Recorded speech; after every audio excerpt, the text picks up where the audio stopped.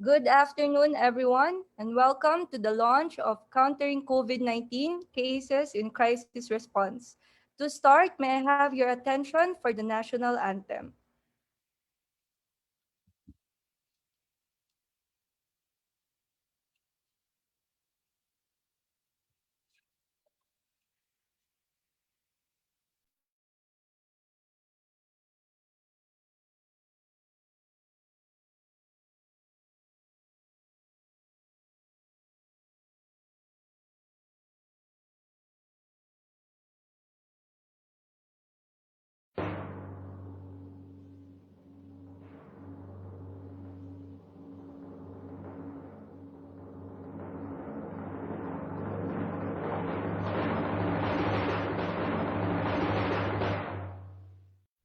Bayang magiliw, kailas ang sinanganan, alam ng puso, sa dibdib mo'y buhay. Lupang hinirang, duyan ka ng magiting, sa manlulupig, di ka pasisiin. Sa dagat at bundok, sa simoy at sa langit mong bukaw, may dilagang tula at awit sa paglayang minamahal. Ang kislap ng watawat mo'y tagumpay na nagdiningning, ang bituin at araw niya kailan pa may magdidilim. Lupa ng araw ng walhating pagsinta, buhay langit sa piling mo. Ang ligaya na pag may mga apil, ang mamatay ng dahil sa'yo.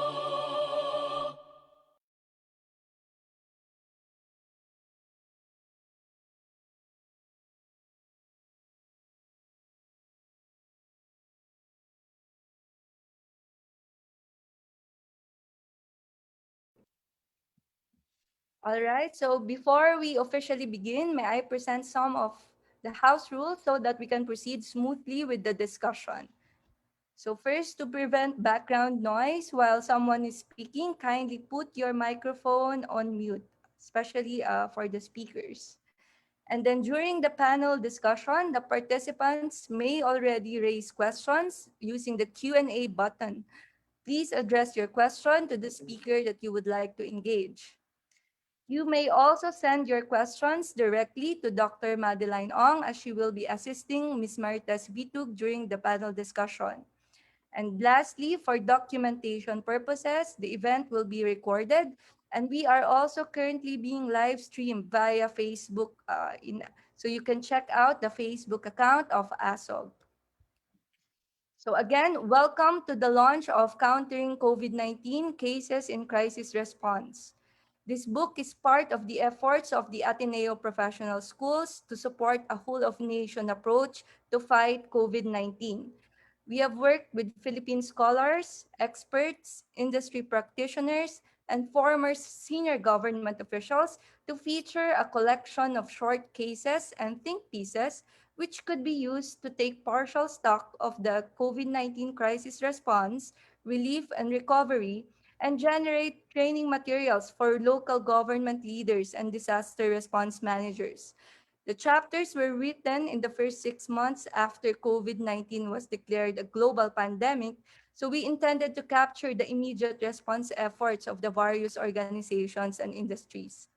To discuss more about the book, may I call on the lead editor and currently a senior research fellow of the Ateneo School of Government, Dr. Edelberto C. De Jesus.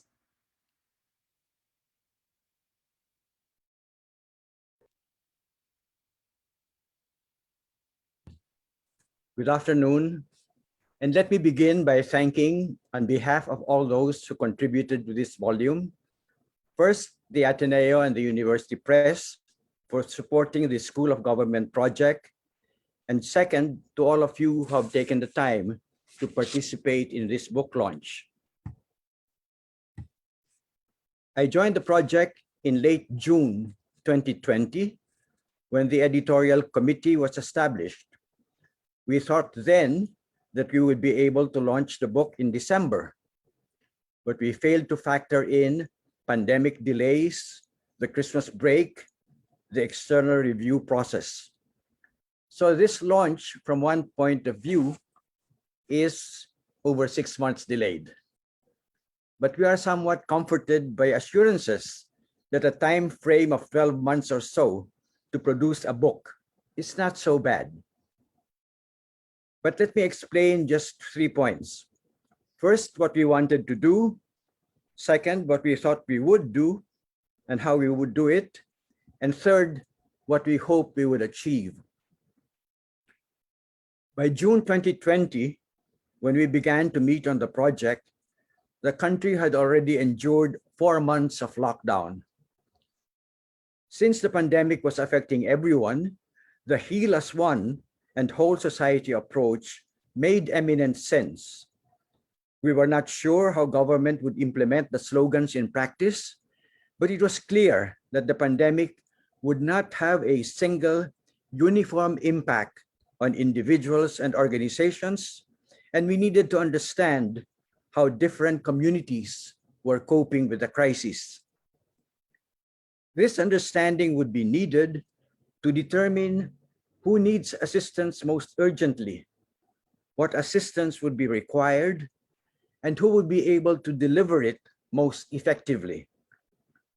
We hope that the book could contribute to the task by collecting and making more accessible information to address two objectives. First, to improve the effort to extend assistance to victims, and to help refine and strengthen the strategy against the virus and the recovery process, the second objective. The goal then was to review as quickly as possible the collective experience of suffering from and responding to the pandemic. Speed in assembling the data, not comprehensiveness of coverage, was the objective. And we were willing to accept the trade-off. We could not contain or summarize in one slim volume the entire Philippine pandemic experience, but we did hope to cover critical sectors. The book had to focus on COVID-19 as a public health issue and government's capacity to deal with it, but it also had to consider its impact on other areas of governance and the economy. The premium on speed and reasonable scope made it logical to call on many authors with diverse qualifications and expertise rather than require a single writer to cover multiple areas for this volume. In recruiting contributors, we looked for people who were already familiar with the subject areas and would not need to undertake extensive background research. The case study format suited the tight deadline we had to maintain. The authors did not have to undertake a comprehensive analysis of the sectors or the organization they were writing on. They could focus on the areas that their subjects considered of priority importance. How successful were we in achieving our objectives? Well, the editors are not best placed to answer this question. We certainly hope the press will sell many copies of the book, but that is not up to us. In terms of proximate objectives, the book, although delayed, has been produced as we had planned it, along the lines we had envisioned. We cannot claim that this is the best book on the COVID-19 invasion of the Philippines, because I understand we don't really have other books against which to compare it. I know that there was a book published on the pandemic in Indonesia that was done in Singapore, but that focused primarily on the management of the economic problems, the food supply, and the health sector of Indonesia. I will have to acknowledge, however, that for this volume, our writers were not completely comfortable with the approach of the editors for quick and dirty. Almost all of them wanted to include in their copy the explicit caveat that their conclusions were good, quote, at the time of writing, quote, close quote. No country can claim to have graduated from the course of the pandemic. We continue, as one contributor put it, to dance with the pandemic. It is the virus that is dictating the steps and the tempo. Hence, we cannot say that the cases in the volume all demonstrate stories of permanent success against the virus. They only serve to illustrate how responsible decision makers understood and responded, whether effectively or not, to the problems they were confronting. Readers, with the benefit of hindsight, can appreciate what the case protagonists got right and where they drifted wrong. But it is possible for us to profit from lessons taught by past failures as by past successes. Our hope is that the case will prompt readers to reflect on their own responses to the pandemic crisis and lead them to reconsider their own coping strategies from which others may subsequently learn. As a final note, even as we celebrate the launch of this book, I hope the university and the press can already begin thinking of the sequel. Beyond updating the cases in the first volume where necessary, it should focus on the more robust assessment of the Bayanihan laws and the rollout of the vaccine program. Thank you very much and good afternoon.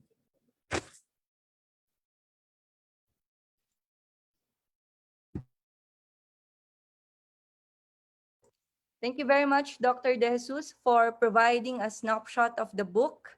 We will now go to the panel discussion. I will turn over the program to our moderator, Editor-at-Large for Rappler and Chair Emeritus of the Journalism for Nation Building Foundation, Ms. Marites Vitug. Ms. Vitug is a leading Filipino investigative journalist and is also the author of some of the epic books released the past decade, including Rock Solid, How the Philippines Won Its Maritime Case Against China, and Shadow of Doubt, Probing the Supreme Court. Let's all welcome Ms. Marites Vitug. Hi, hello. Am I here? I mean, can you see me? Yes, ma'am. Okay. Hi, I'll be moderating this afternoon's panel discussion. So meanwhile, I will introduce the panelists in the order of their appearance. Our first panelist is Dr. Manuel Dairit. He's currently professor at the Ateneo School of Medicine and Public Health, and he's also the school's former dean. Dr. Dairit is one of the editors of the book we're launching today. And Dr. Dairit was Secretary of Health from 2001 to 2005. And remember, on his watch, the DOH effectively controlled SARS. The next panelist will be Mayor Marlene Abigail Binay of Makati City. She's a former member of Congress, where she represented the 2nd District of Makati for 3 terms. As mayor, she has been using technology to promote good and efficient governance, transparency, upgrading of public service, and improving education and disaster resilience programs. She has also put the improvement of Makati's health services on top of her agenda. Mayor Binay will be followed by Dr. Maria Dominga Padilla, or Dr. Minguita as we know her. She's a co-convener of Doctors for Truth and Public Welfare, which battled a disinformation campaign surrounding the Dengvaxia vaccine. She's also the founder of the private sector-led group Project ARC, which advocated and raised funds for widespread testing during the COVID-19 pandemic. Next will be Professor Mary Racelis of the Ateneo de Manila University. She is a sociologist, anthropologist, and development worker. Professor Racelis specializes in urban poverty, community organizing, civil society, gender, and social policy. Our final panelist will be Barry Paulino, the Executive Director of the Philippine Constructors Association, which is the voice of the country's construction industry. PCA aims to make its members globally competitive through innovative technologies. Mr. Paulino is also an official of the International Federation of Asian and Western Pacific Contractors Association. Dr. Dairit, can you please start? You have the floor. Thank you very much, Marites, and good afternoon, friends. I'm going to divide my 5 minutes into 3 or 4 points. Firstly, the preparations and start of the rollout of the vaccination, the performance, the challenges, and finally, a caveat. As we all know, the rollout actually began in early March, and there was a ceremonial jabbing in UPPGH on March 1st. And there was already, as it started, public and private collaboration was in evidence. Regarding the preparations in the start, essentially, we only had about 2 months to prepare, and it was an unprecedented, you might say, challenge. The country was used to vaccinating children to the tune of about 1 million, 2 million a year. Here, we had to vaccinate 100 million people, or so we thought. And so there were complex processes, procedures, and policies that needed to be put in place at a very short time. What needed to be rolled out on the supply side, procuring the supplies, the storage of the vaccines, preparing administration sites, preparing and training the personnel, and reaching the constituencies to be vaccinated. And of course, getting the demand up. One policy issue was who should be vaccinated first. And the issue essentially laid to risk of exposure and vulnerability. And the government created priority groups in order to sequence the rollout of the vaccination. And so we were able to do this quite well. The preparations, I think, from my perspective, went pretty well considering the chaos that could potentially have happened because of this huge complex activity.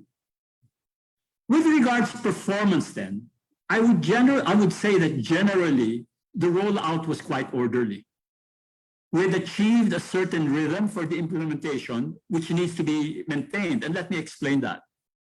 When we rolled out, the target for vaccination coverage was 70% nationwide.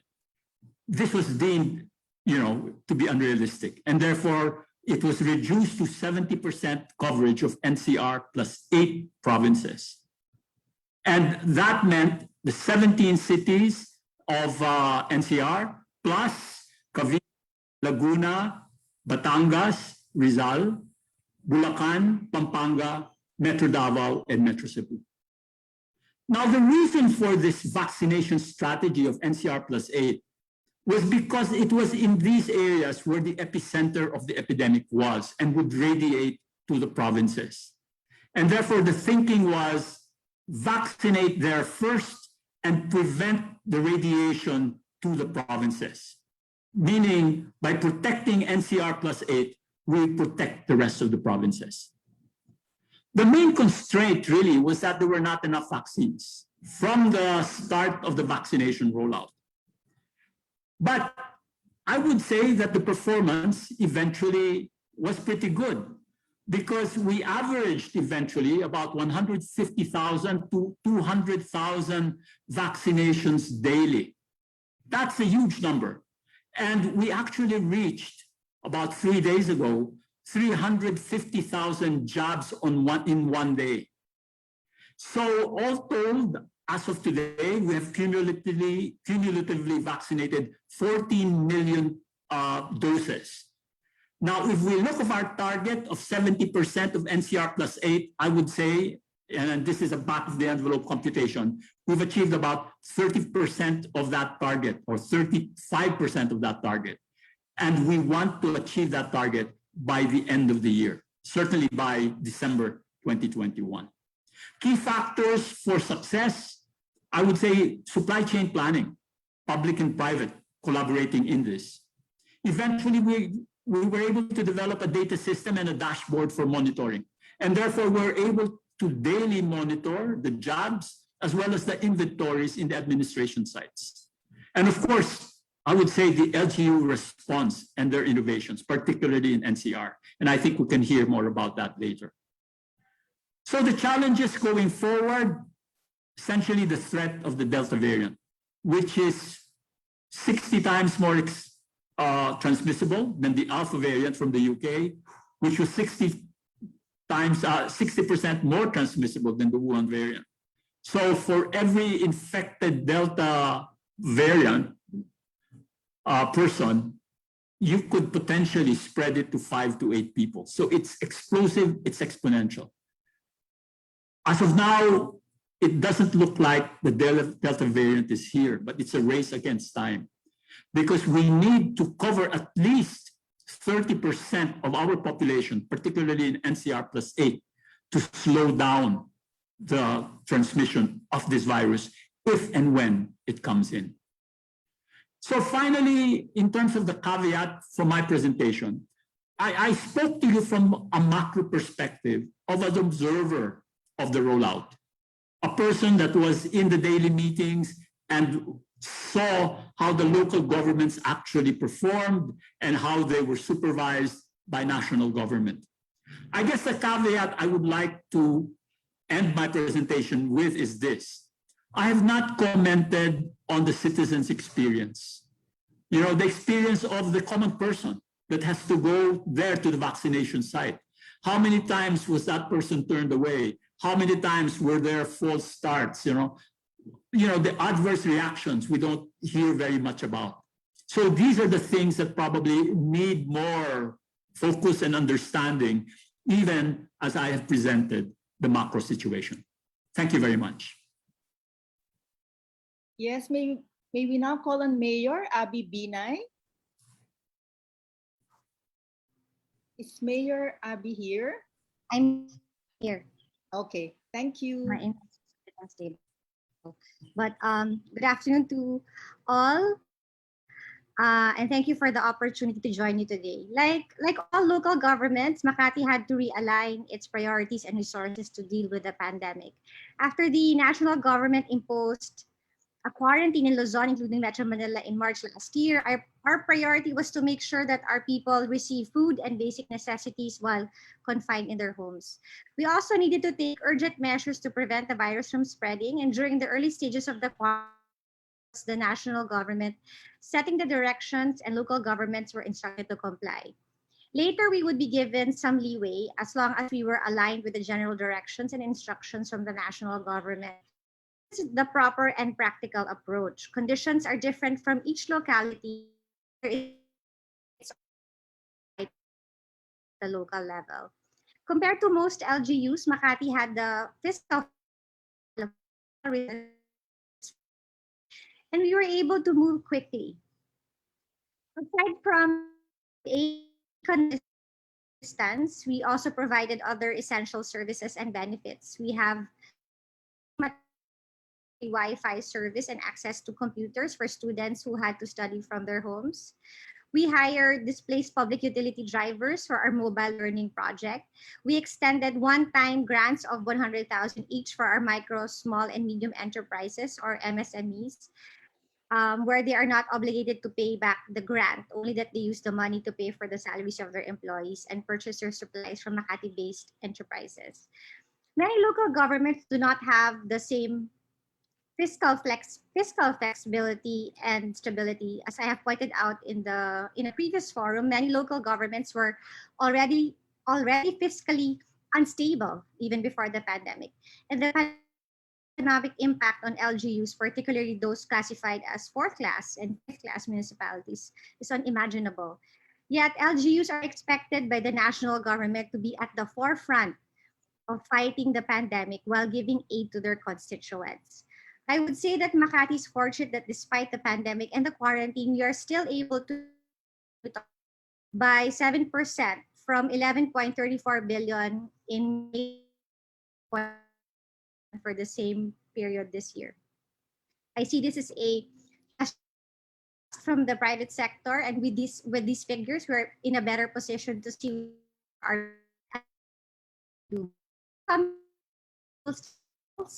several countries that have managed to contain the virus to the point that economic and social are returning to normal are now being forced again to shut down businesses and lock down cities and communities. We cannot afford another surge in COVID-19 cases, and we cannot afford another hard lockdown. What can we do? We need to be proactive, both at the local and national level, and continuously the lessons from other countries and our own.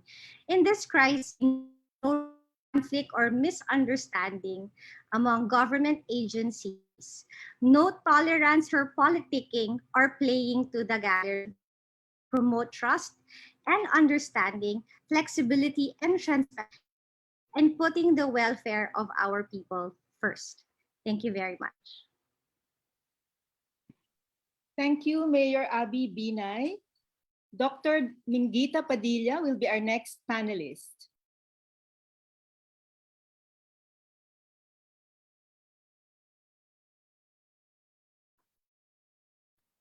You have to unmute yourself, Dr. Mingita. Okay, I just did. I admit. Okay, good afternoon. Thank you.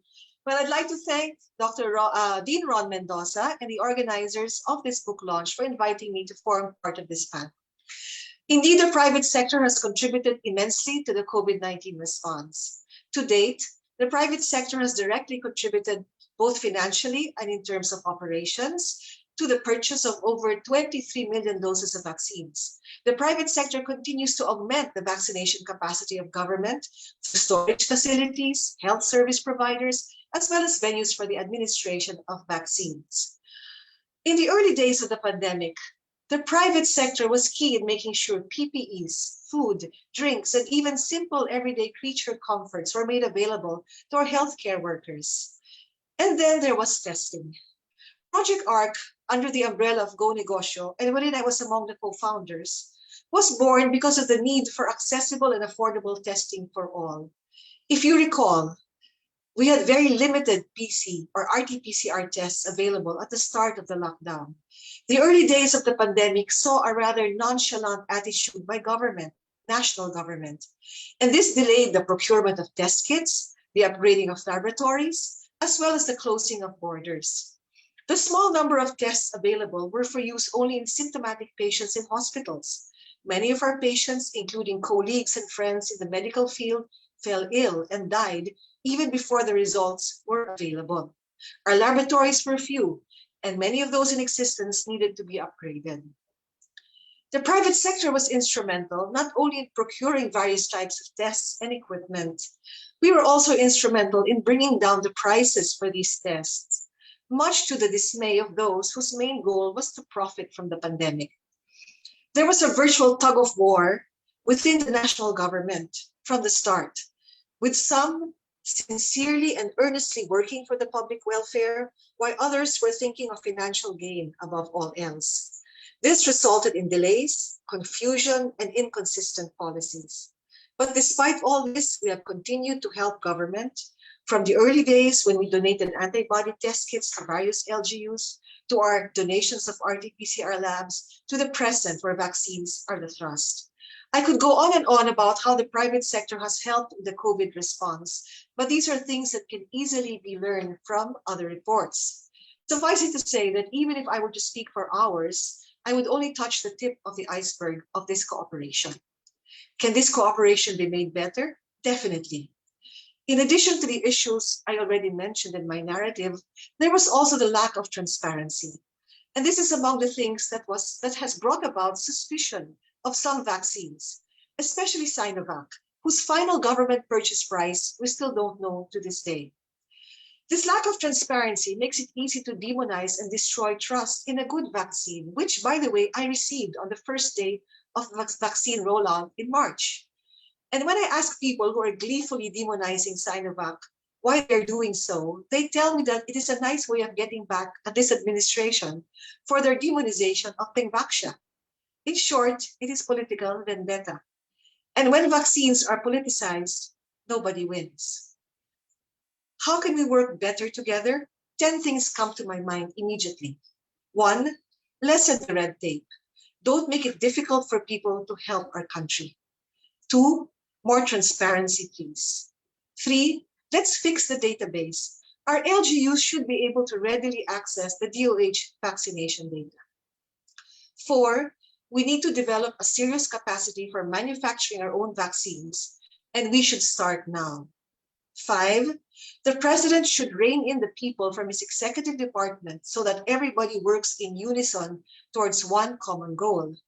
Government cannot say they are seriously working for vaccine confidence when another executive department keeps noisily filing lawsuits in connection with another vaccine rollout that happened 5 years ago. 6. Let us stop politicizing vaccines. 7. Let's acknowledge the model LGUs for how they have handled the pandemic, and there are many model LGUs. Let's publicize and learn from them and use the best practices to help us all plan for future pandemics. Teach these things in courses in schools. Let's plan ahead. The community spread of the Delta variant and another surge happening are things we do not wish upon ourselves. But many experts say it is not a matter of if, it's a matter of when the next surge will come. Building field hospitals, stocking up on PPEs and other non-perishable supplies should be ongoing. 9, government should learn to trust the private sector more. We are not after anyone's job. Our lives are at stake. And number 10, our spirits are battered. We need to heal. Our top leaders should try harder to rally us and inspire us, not scold us or blame us for their failings. Thank you. Thank you, Dr. Mingita Padilla.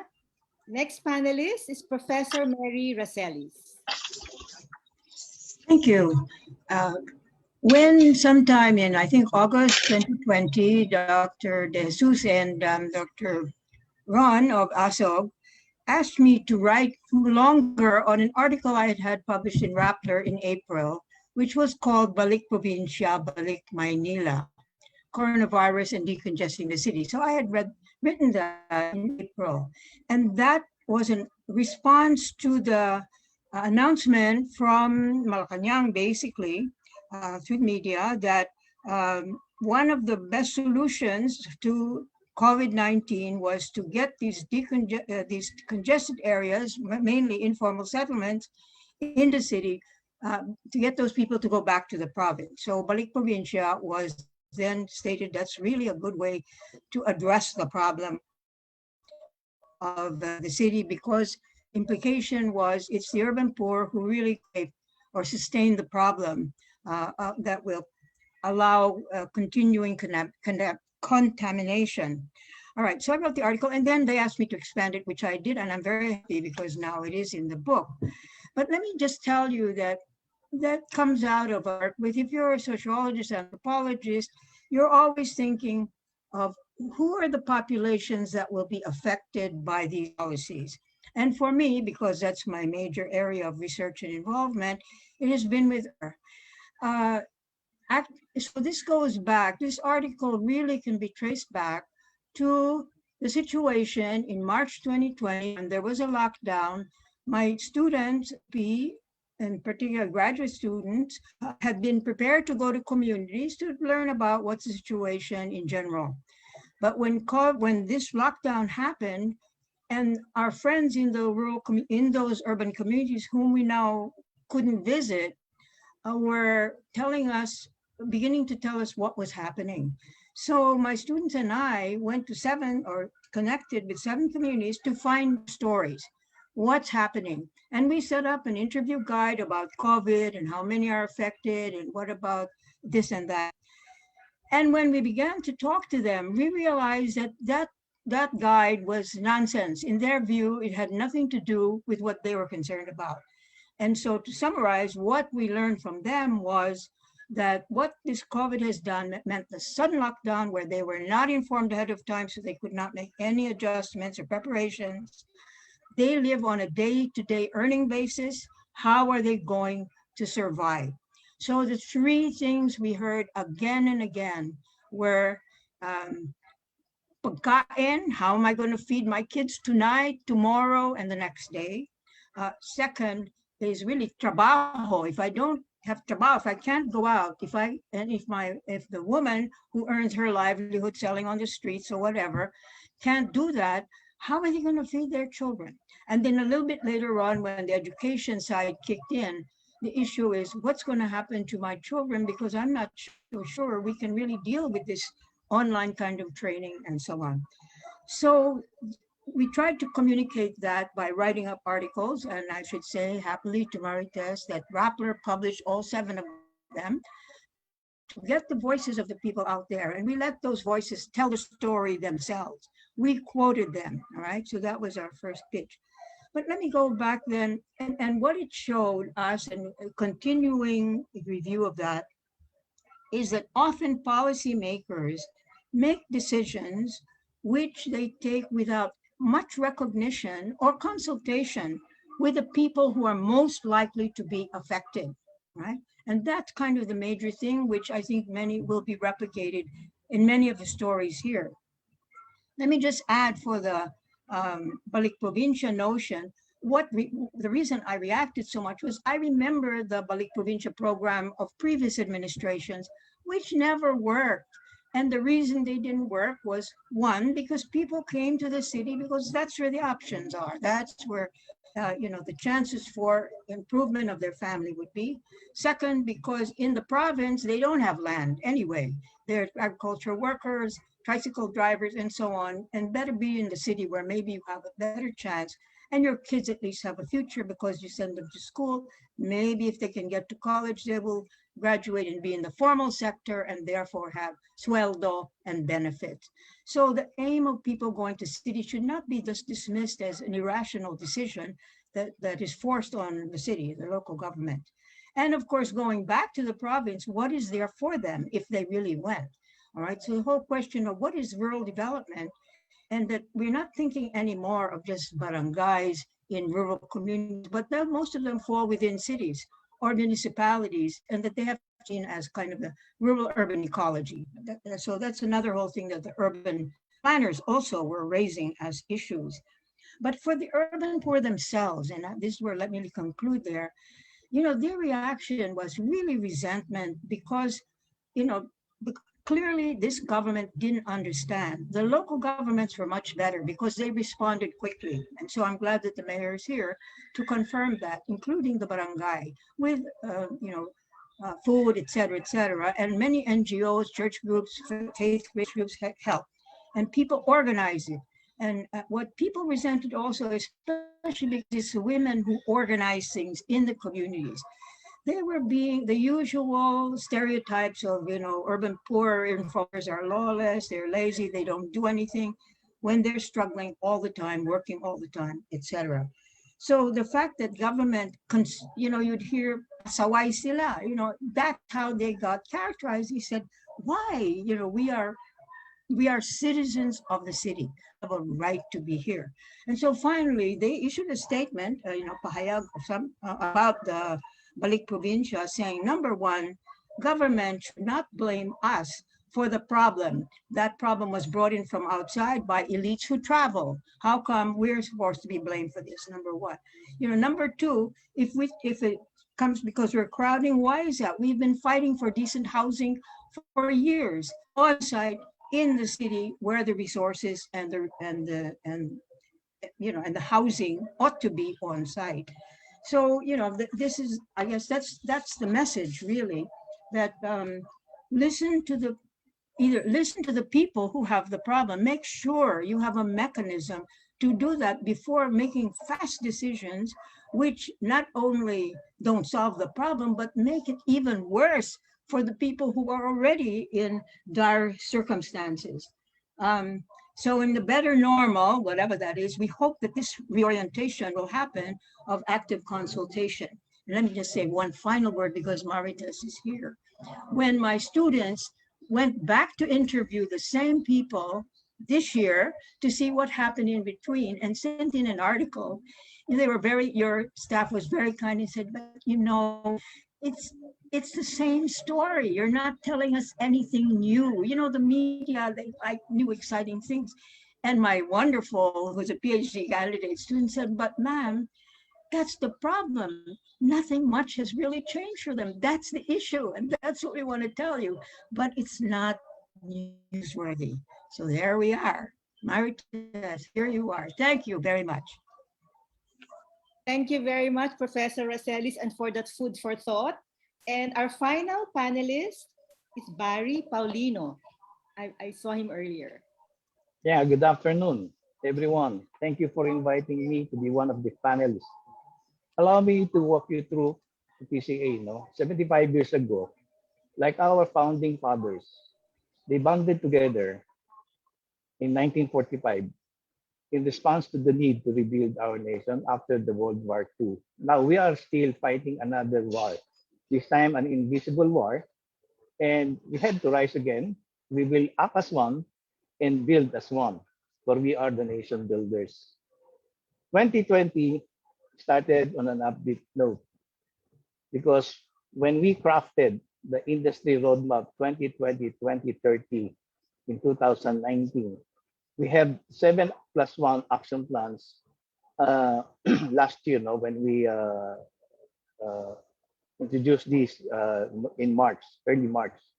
But nevertheless, pandemic came about and it literally stopped everything. The upbeat note became a thing to reckon with, but we did not stop from there. Considering the four pillars of the roadmap, which is basically the institutions, productivity, sustainability, and globalization, this strategic framework became our guiding principle to better off our roadmap.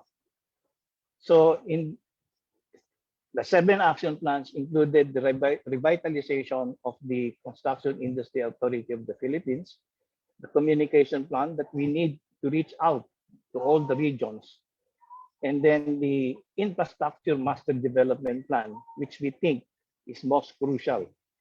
This 30-year infrastructure master development plan is what the country needs. If the 18th Congress will not pass this year, I hope we will be successful during the 19th Congress, because this infrastructure master development plan will cover at least 5 administration and all projects from uh, zoning map to highways and bridges, ports and airports, agri-industrial businesses, all institutional facilities should be insulated and isolated from political interventions. And then we also have the professionalism and skills upgrading. We need to professionalize our workforce and upskill our skilled workers. And then introduction of digitization and the modernization action plan, the policy reform action plan, the government industry academe partnership, and lastly, the construction service exports and outsourcing plan so we can go out and compete with other countries.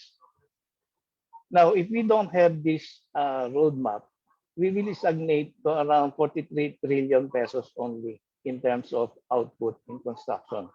But with the roadmap, we will have around 130 trillion pesos of roadmap output in that 2030 action plan. No?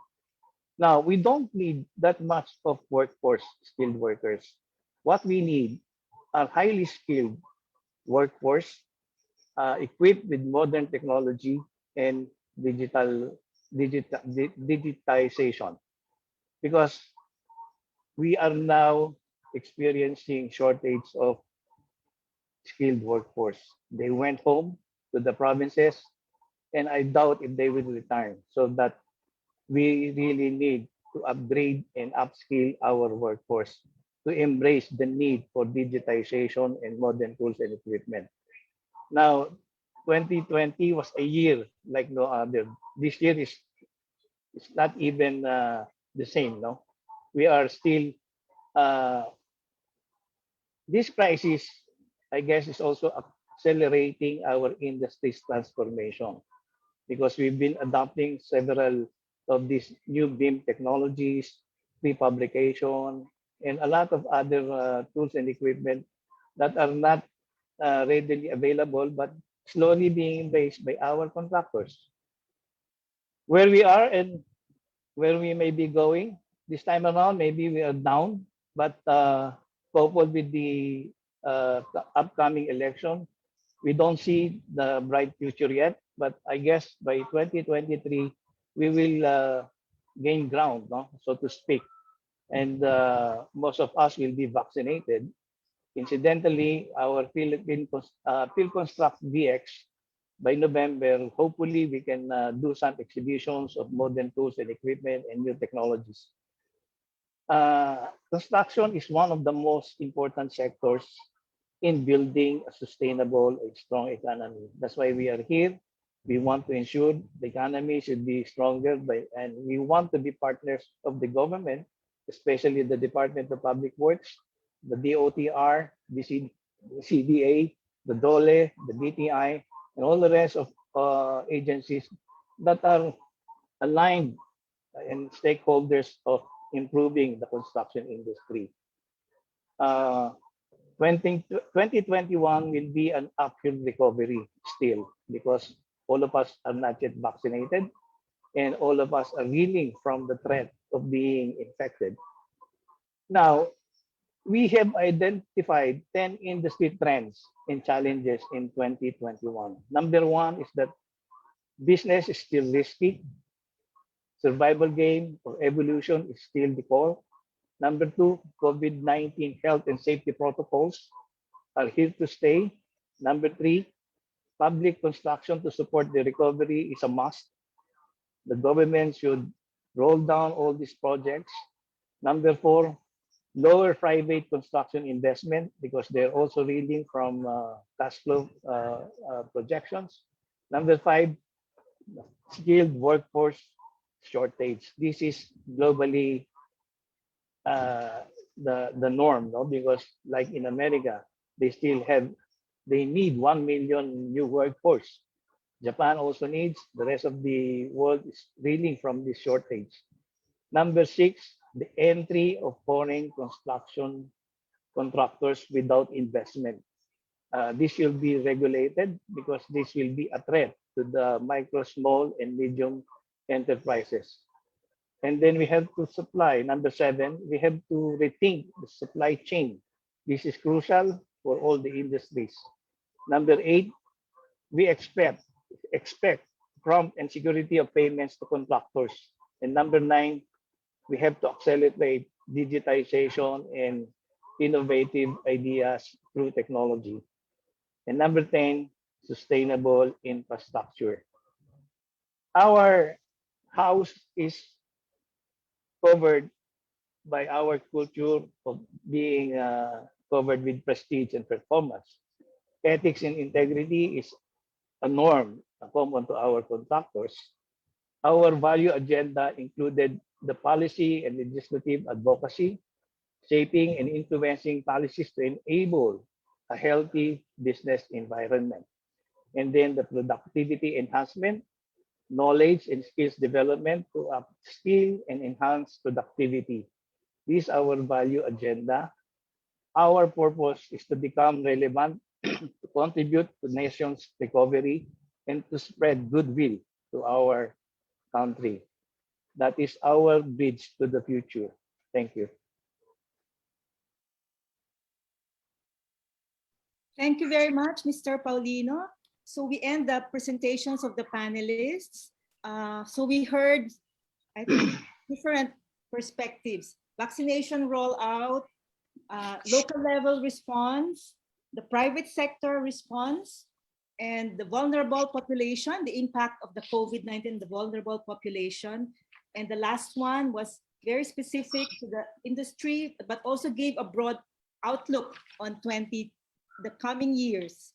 So may I now open the floor, and there are several questions already here from the Q&A box. So may I ask first on transparency. There's a question on transparency.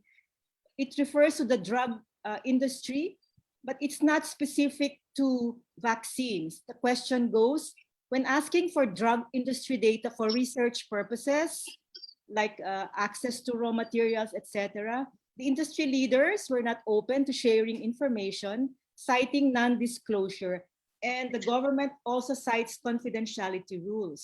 So how can this transparency issue be managed? But I think for this forum, it's more limited to the vaccine, since that was raised earlier. So who would like to take that? Dr. Dairit, perhaps?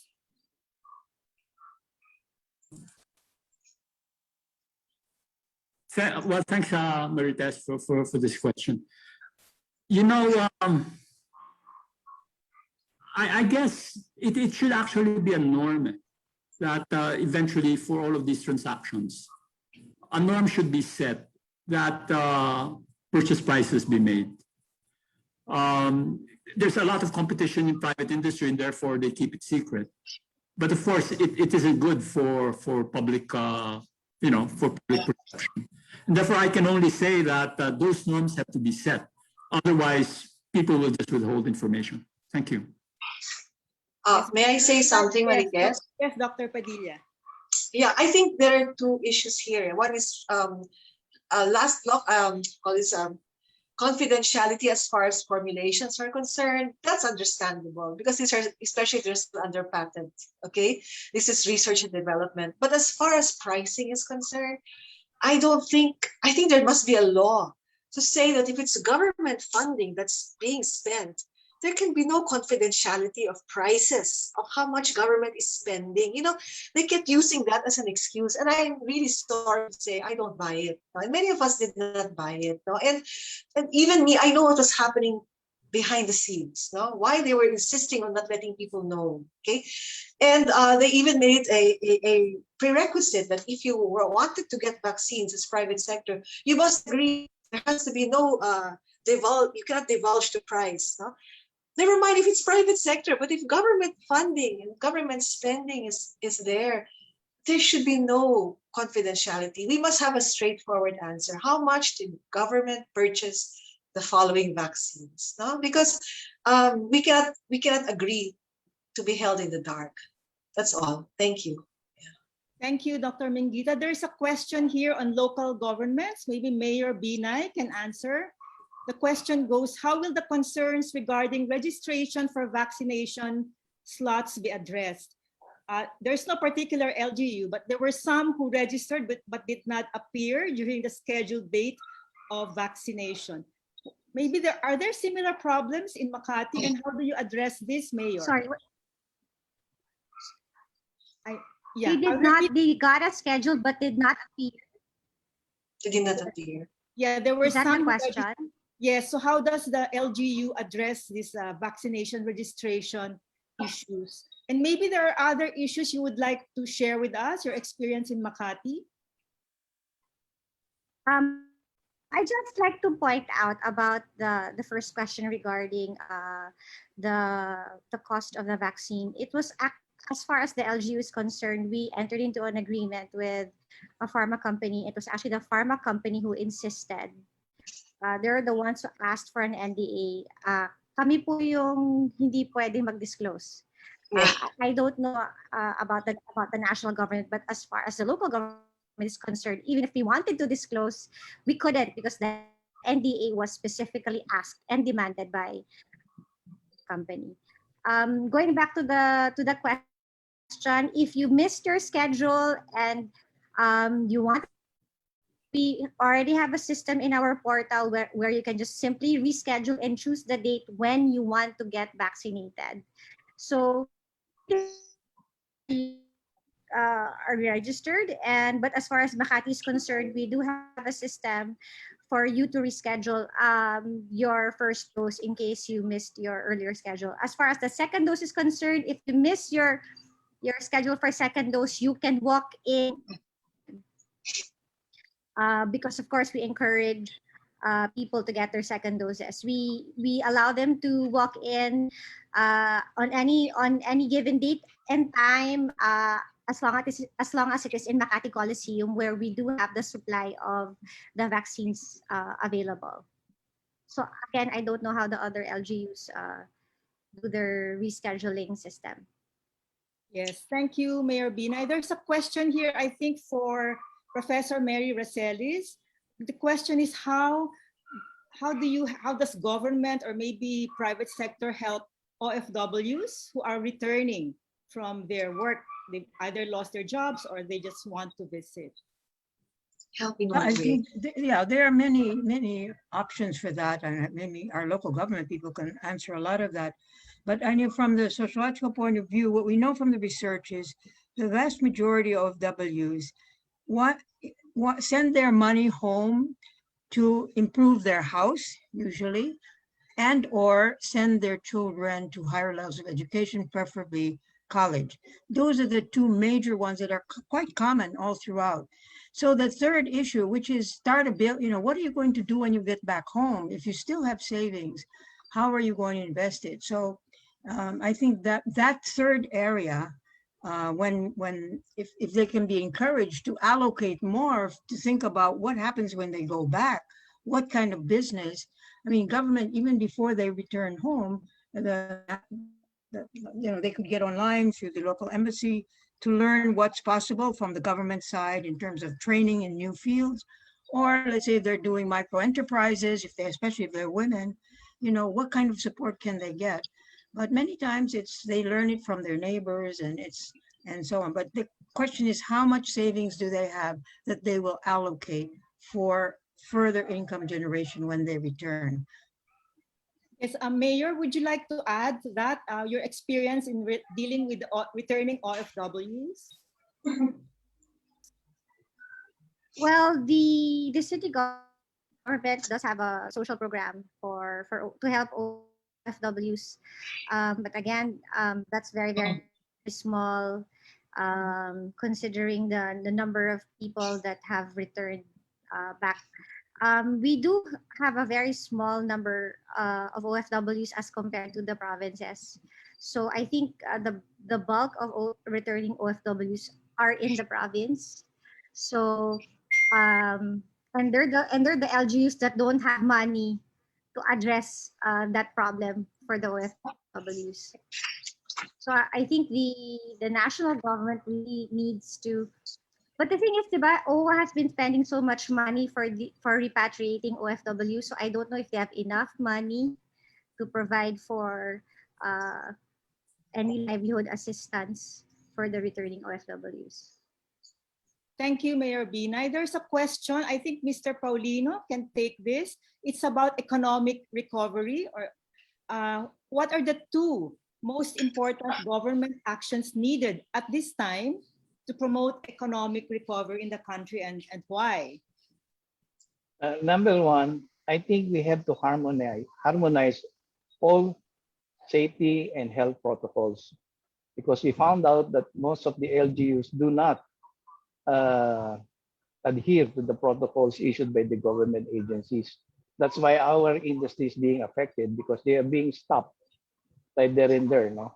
Number two, the rollout of projects by the government, because the private sector is not willing to roll out now because of the pandemic. But the government has lots and lots of projects that can be rolled out. This will prompt the economy, because you see, the construction industry is the prime mover of the economy. So these two things should be the priorities: the harmonization of protocols and guidelines. Number two, the immediate rollout of most of these projects, because contractors are in need of projects, so that we can generate jobs. Okay, thank you, Mr. Paulino. Actually, we just have a few more minutes left for questions. There's a deluge of questions here. I think this is for Dr. Dairit. On low allocation of vaccines, for example, for places like Barn. The question goes, with the universal health care approved, how can the national government address the situation of vaccine rollout, especially for regions where there is low allocation of vaccines? The solution there, Marites, is really buy enough vaccines so that you can allocate it more, you might say, equitably across all of the regions.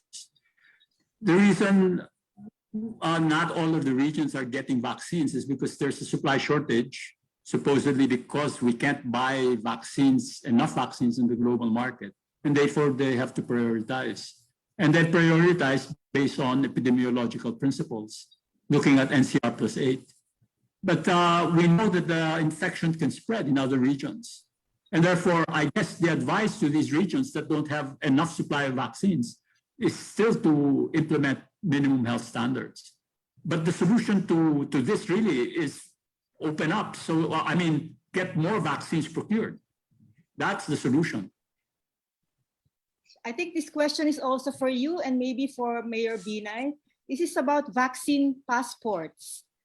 Please explain the concept of vaccine passports for travel. It seems the government is not clear on how it's going to be implemented. So there is no barcode for tracking. So what is your proposal or your solution to this mobility using vaccine passports? Well, I can tell you now that the Bureau of Quarantine is actually preparing provisional yellow cards. If you're a traveler, you know about yellow cards, no, where vaccination, it's listed there. And so they're preparing provisional yellow cards, which travelers going to other countries can avail of from the Bureau of Quarantine, but they're provisional. Because in the end, all of these yellow cards are connected to an international card that apparently is being orchestrated by WHO. And therefore, they're awaiting WHO to give all of the guidelines for orchestrating these cards, and eventually there will be an official international vaccination card. Thank you. Yes, Mayor Binay, how about in Makati? Are you issuing a vaccine travel passport or vaccine cards? Our vaccination cards have a QR code, and it also has a safety feature where it cannot be fake.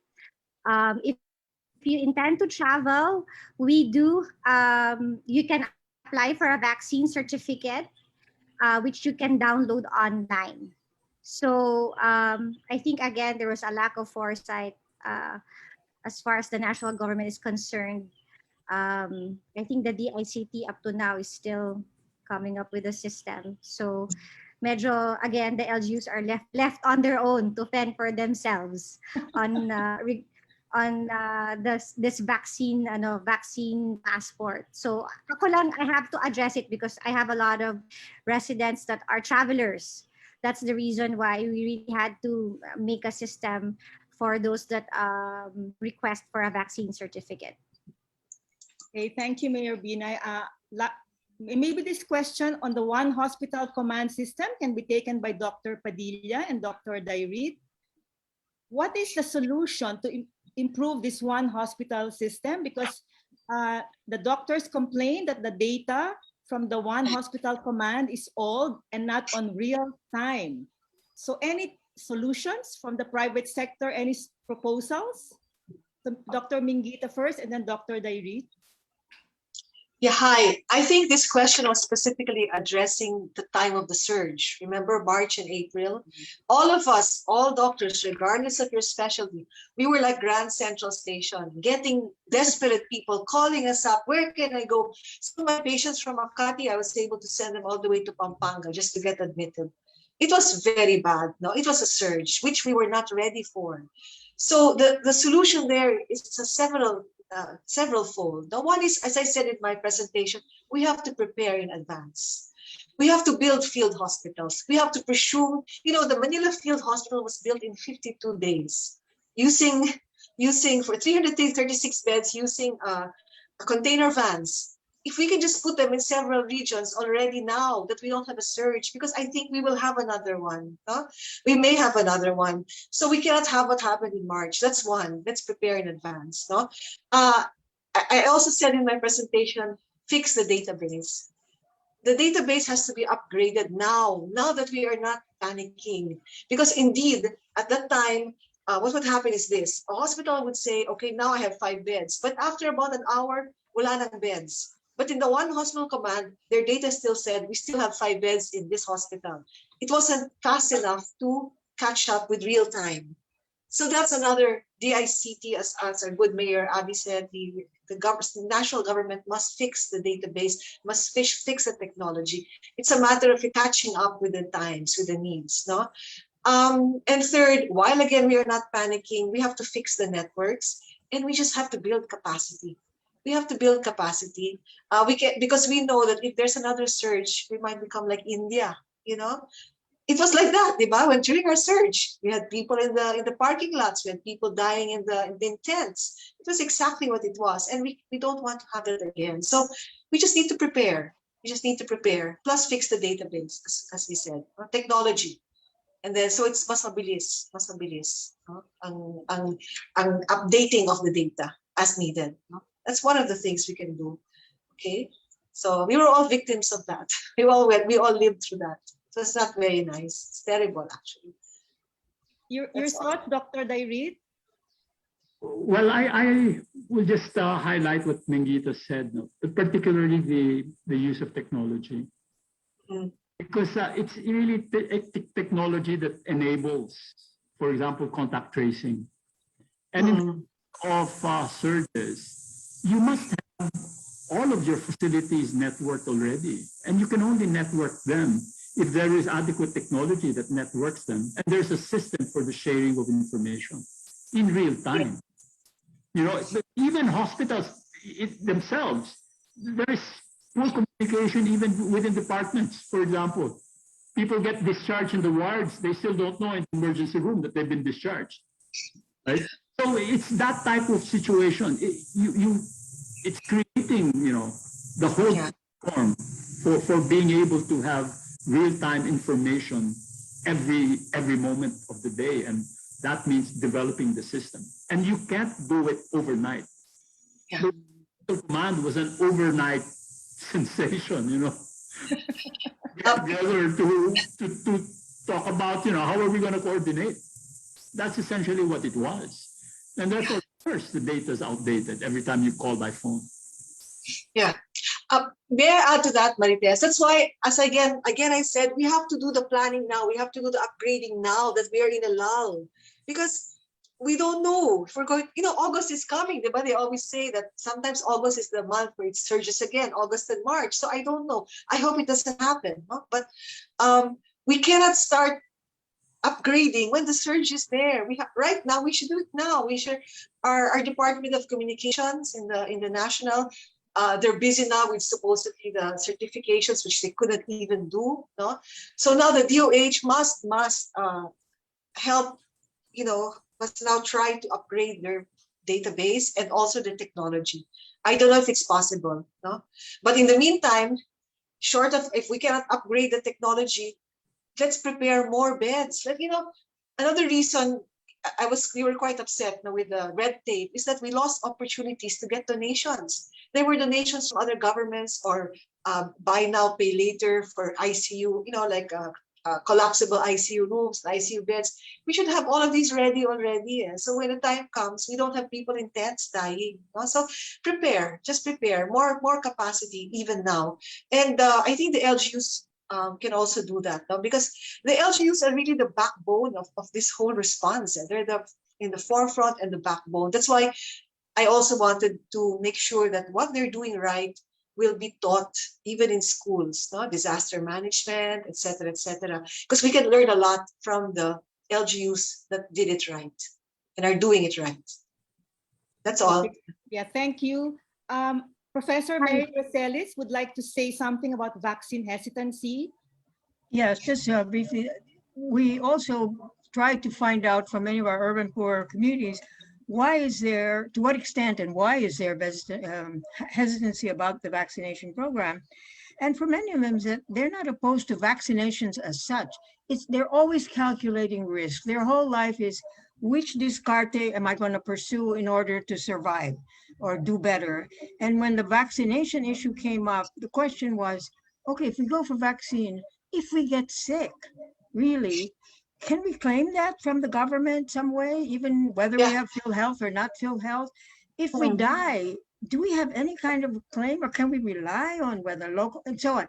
They don't know. And so because they don't know, they say, well, I won't take the risk. Muna baka, it won't happen, you know. And there's where you're stuck. You have to listen to the people to see why they don't and then respond accordingly. I'm glad the mayor is shaking her head.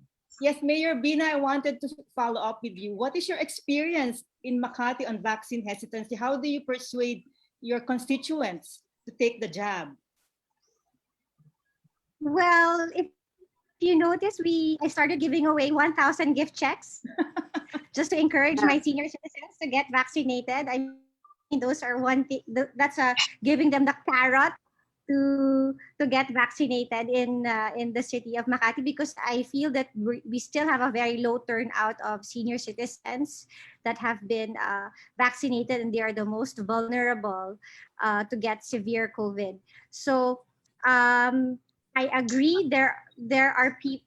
I keep on telling DOH, you should keep on harping on the message that if you get sick because of if you get any adverse effects, there is the indemnity fund you can claim there. You will get your hospital bill will be covered. There has to be a level of assurance that needs to be given to the people, that if I get sick, I don't have to worry about my hospital bill. And keep on telling DOH, you have to keep on reiterating that it's not just about vaccine confidence, but as well as the confidence of, if you get sick, you're covered by PhilHealth. The problem with PhilHealth, I just like to say that the LGU keeps on preparing. We have been instructed by the DOH to prepare for the Delta variant. We have been instructed by DOH to start buying oxygenators and more oxygen tanks in case there is a surge in the Delta variant.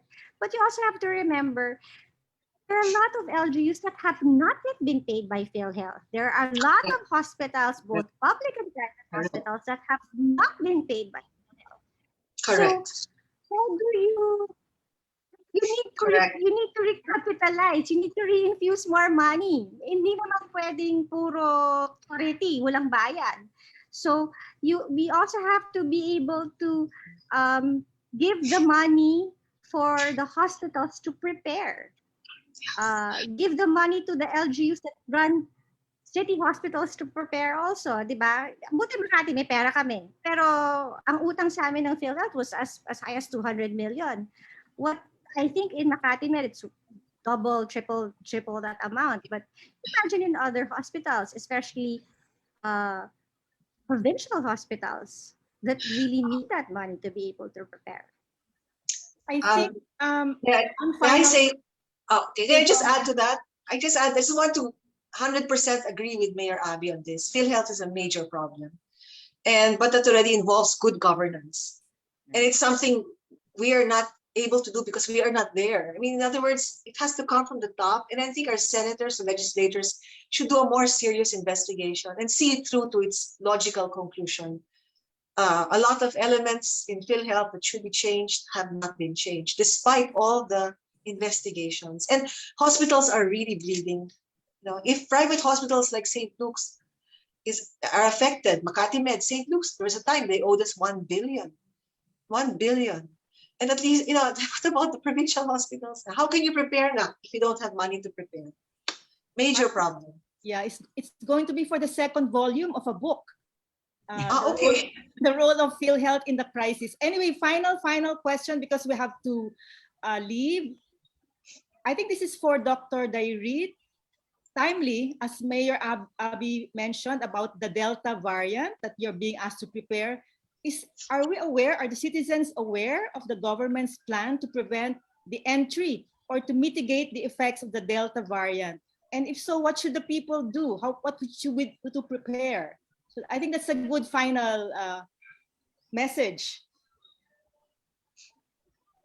Well, I don't think you have media releases about the Delta variant, and you have, for example, caveats and warnings by Octa Research, for example. But I don't know if the message really about how transmissible this is and how it could really spread like wildfire has actually come down to the man in the street, so that they know exactly what it means. So we can only know that if we actually call up, do surveys, and actually if you're on the ground, in touch with people. And so I would say that the consciousness about the Delta variant is really among those that are connected with media, particularly with social media. But I think the general run-of-the-mill man on the street probably doesn't know about the Delta variant as much. That would be my assessment. Okay, anyone wants to add to the answer of Dr. Dairit? Yeah, can I say something? Yes, Yeah. yes. There has to be a balance between informing them and causing panic. The problem, because with social media, there's so much fake news going around. There's a lot of Viber messages talking about the Delta variant, but it's just a variation of an earlier message just to make people panic. So I think, again, the Department of Health and maybe should actually start telling people that, huwag kayo masyadong matatakot, but we have to just continue doing what we're doing. No? It is a little bit more contagious. It affects younger people, but they should start educating the man on the street. No? That the reason we're doing this is because hindi pa tapos ito. No? Pwede pa tayo magkaroon ng Delta, but there has to be a balance between informing and not causing panic. No? Because it can easily cause panic. So we have to know how to communicate it, to achieve one without doing the other. Yun lang. Okay, thank you. At least on that reassuring note, our nerves have calmed down a bit about Delta variant. Thank you so much, Mr. Paulino, Dr. Mingita Padilla, Dr. Dairit, Professor Mary Racelis, Mayor Abigail Binay. Thank you so much. And this discussion has come to an end, but let's listen first to Ivy with some announcements. You have to buy the book first. All right. Thank you, Ms. Marites. Thank you to all our speakers and participants for the fruitful discussion. Thanks also to the Ateneo University Press team and the Ateneo Professional Schools for organizing the event. So now, before we go to the announcement, we have to do the usual practice in this new normal first, the Zoom photo op. So may I request all the speakers to please turn on your cameras. My colleague Sam will give the cue.